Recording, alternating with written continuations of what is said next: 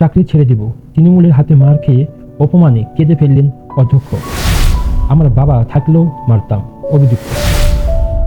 পরিবেশ সচেতনার প্রচার করতে গিয়ে হেনস্থার শিকার কলেজের অধ্যক্ষ স্থানীয় এক তৃণমূল কর্মী তাকে রাস্তায় প্রকাশ্য নিগ্রহ করেছেন বলে অভিযোগ তার। এই ঘটনার অপমানিত হয়ে কেঁদেই ফেললেন অধ্যক্ষ। জানালেন তিনি অন্য জায়গায় বদলি হওয়ার চেষ্টা করছেন, যদিও তা সম্ভব না হয় চাকরি ছেড়ে দেবেন। স্থানীয় তৃণমূল কর্মী অজয় ঘোষের বিরুদ্ধে নদিয়া চাপড়া থানায় লিখিত অভিযোগ দায়ের করেছেন চাপড়া জেনারেল ডিগ্রি কলেজের অধ্যক্ষ শুভাশিস পাণ্ডে।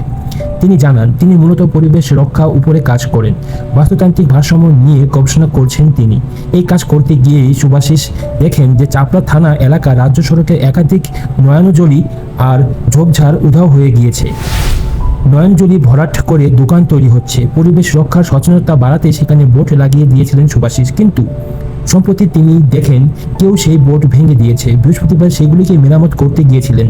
সেই সময়ে অজয় তাকে হেনস্থা করে বলে অভিযোগ শুভাশিসের। অজয়ের ভাই চাপড়া হাটখোলা গ্রামের পঞ্চায়েতের সদস্য।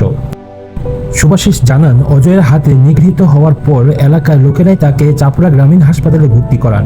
প্রাথমিক চিকিৎসার পর হাসপাতাল থেকে বেরিয়ে থানায় গিয়ে লিখিত অভিযোগ দায়ের করেন শুভাশিস। পরে তিনি বলেন যে ডিপার্টমেন্টকে বলবো যে কোনো জায়গায় আমাকে ট্রান্সফার করে দিন, আমি ট্রান্সফার নিয়ে নেব।